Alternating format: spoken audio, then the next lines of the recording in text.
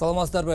Дүнөдө жана чөлкөмдө болгон урунтуу окуялар менен тааныштырабыз. Азаттыктын студиясында Кубат Касымбеков. Германиянын расмий өкүлдөрү Берлиндин эл көп чогулган аянтындагы кеминде 12 адамдын өмүрүн алган окуяны ыктымал террордук акт деп атады. Дүйшөмбү күнүнүн кечинде жүк ташуучу автоунаа аянттагы жаңы жылдык жарманкеге 80 метрдей сүзүп кирип, ондогон адамды тебелеп кеткен. Немис бийлиги унаанын айдоочусу бул ишке атайла барганын айтууда. Полиция автоунаанын айдоочусу делген кишини камакка алды. Рейтер агенттиги аны Берлиндеги качкындардын борборунда баш калкалап жаткан 23 жаштагы пакистандык жаран деп атады. Мен кире бериште тургам. Анан катуу добуш уктум. Мени бир нерсе басып калды. Жерге жыгылдым. Бир аздан кийин менин жанымдагы көп киши кыймылсыз жатканын байкадым. Ich wünsche auf jeden Fall jedem das Beste und wir müssen halt wissen oder schauen, was jetzt demnächst passiert. Унадагы экинчи адам окуя болгон жерде жан бергени, ал Польшанын атулу экени жана окуя учурунда айдоочунун жанында отурганы аныкталды. Немис полициясы жүк ташуучу унаа Польшада катталганын, уурдалган болушу мүмкүндүгүн жормолдоп жатат. Берлиндеги бул окуядан кийин өлкөдө коопсуздук чаралары дагы күчөтүлдү. Анкарада Орус элчиси өлтүрүлгөнүнө карабастан, Орусия, Түркия жана Ирандын тышкы иштери министрлери шейшембиде Сирия маселесин талкуулоо үчүн Москвага чогулушту. Дүйшөмбүнүн кечинде Түркиядагы Орус элчиси Андрей Карловко Анкарадагы көргөзмө учурунда костюм шым кийип, галстук тагынган бир киши ок чыгарып, көп өтпөй элчи алган жаратынан каза болгон. Кол салган адамды полиция атып өлтүргөн. Орус президенти бул окуяны чагымчыл аракет деп мүнөздөдү. Совершенное преступление — это безусловно. Бул кылмыш Орусия менен Түркиянын мамилесин жана Орусия, Түркия, Иран сыяктуу өлкөлөр кызыктар болуп келген Сириядагы тынчтык жараянын үзгүлтүккө учуратууга багытталган. Который активно продвигается Россией, Турцией, Ираном. Түрк бийлиги элчиге 22 жаштагы мурдагы полиция кызматкери Мевлют Мерт Алтынташ кол салганын билдирди.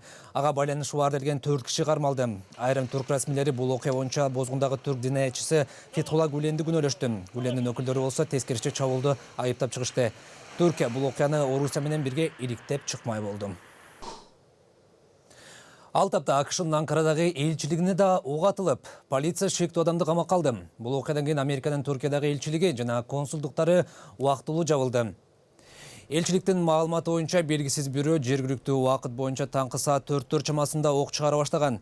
Окуядан эч ким жабыркаган жок. Түркиянын Анадолу мамлекеттик агенттиги кабарлагандай, шектүү пальтосуна каткан мылтыкты алып чыгып, 8 жолу ок аткан. Элчиликтин коопсуздук күчтөрү аны токтотуп калууга жетишкен.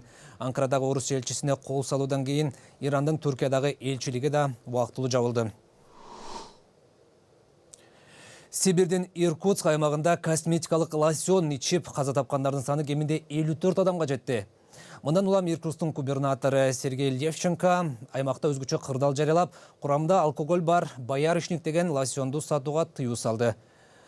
Ал электөөнүн жыйынтыгы чыкмайынча мындай каражат дүкөндөрдө сатылбай турганын билдирди. Расмийлер боярышниктин коркунучтуу кесепетин эскертип жатышат. Аны саткан 7 адам кармалып, жалпы көлөмү 500 литрлик лосьон салынган 2000дей контейнер конфискацияланды. Мындан тышкары аймактагы лосьон чыгарган 2 компания аныкталды. Ал тапта чилилик окумуштуулар кадимки балырдан жасалма терини бөлүп алышты. Мындай тери адамдарды дарылоодо колдонулат жана жаңы тери жашыл түстө, ошондой эле буга чейинки жасалма терилерден айырмаланып, кадимкидей дем ала алат экен. Чилинин католик университетинин илимпоздору буга чейинки жасалма териде кан тамырлардын жоктугу негизги көйгөй экенин билдиришет.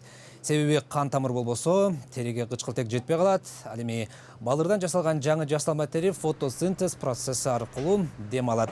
Окумуштуулар мындай терини ачык жарааттарды, шишиктерди айыктыруу жана ампутациянын алдын алуу үчүн колдонсо болорун ырасташууда. Учурда балыр тери жаныбарларда сыноодон өтүп жатат. Кийинки жылы ал биринчи жолу адамга колдонулат деп айтылууда.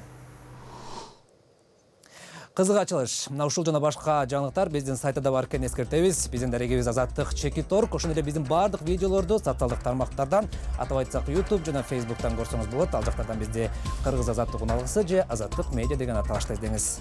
Саламатта туруңуздар.